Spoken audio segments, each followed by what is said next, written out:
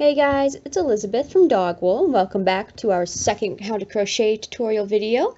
Today we are going to be going over the chain, single crochet, and double crochet.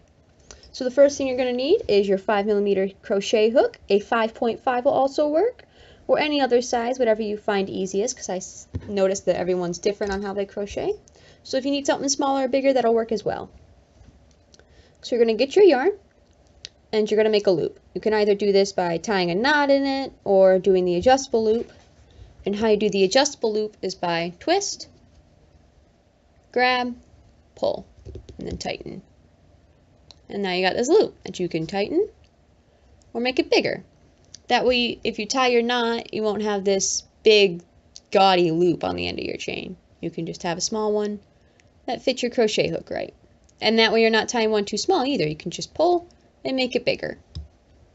And then if you don't want your loop anymore, say maybe you want to use this nice red yarn for a pom-pom, you can just sit here, pull, and it comes undone.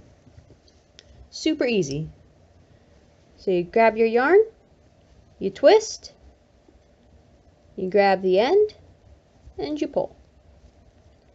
Super easy.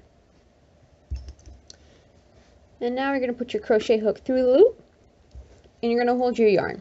Now everybody holds their yarn different. I know in books they'll tell you wrap it around your pinky, up and over and upside down and all that fancy stuff.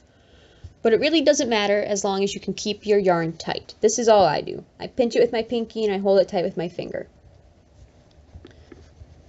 So as long as it can be tight so you can work with it, it's fine, because if it's really loose you kind of can't grab it. So you're going to pinch the tail, you're going to hold your yarn tight, and then you're going to start doing our chains. So first thing you do is you go under, turn your hook upside down, and then pull it through. And that's one chain. Super easy. So under, upside down, 2, under, upside down, 3. There we go. So now we got a project that is going to be 3 stitches wide, right? Well, with single crochets you have to have an extra chain. So 4, because what happens is when you start your row, you're going to go into the second stitch. See how there's kind of like all these V's? You're going to go into the second one, not the first one. So you're going to go under this. If you can't go through both loops, that's fine too. It'll just kind of give the bottom a different look. You can go through just one and that'll work as well. So you're going to go through your loops. You're going to go under, upside down, pull it through. And then you're going to have 2 loops. And then you're going to go under, upside down, and pull it through. And that's a single crochet. Super easy. So now you're going to do your second one in the next stitch. Under, upside down, through the stitch, under, upside down, through both. That's another single crochet. Going to go through the stitch, under, upside down, through the loops, under, upside down, through both. And now you have a row that is 3 stitches wide. And to start your second row, you're going to do 1 chain, just like we did in the beginning. You're going to turn, and then you're going to go through these V stitches, just like you did on the chain. You're going to go through, under, upside down, through both. Now, unlike the chain, if you only go through one loop, it'll give you a different look. So let's say we go through the back loop, and we do a single crochet. Well, that kind of gives you an edge on the front, this little line here. And that can make for a cool texture, but maybe you don't want that. And if you do it on the front, you'll get a little edge on the back. So if you just want it to be a plain stitch pattern, you're going to go under both, through 2. And you're going to do that all the way across. And then to start your third row, you'll do the same thing. You'll do 1 chain, you'll turn, and you go across, chain, turn, go across, as long as you need to. For 100 rows, it really doesn't matter. Whatever the pattern calls for whatever you're trying to make. So a scarf might be, depending on the yarn and how big you crochet, might be about 15 to 20 stitches wide, or it might be up to 30 depending on how tight.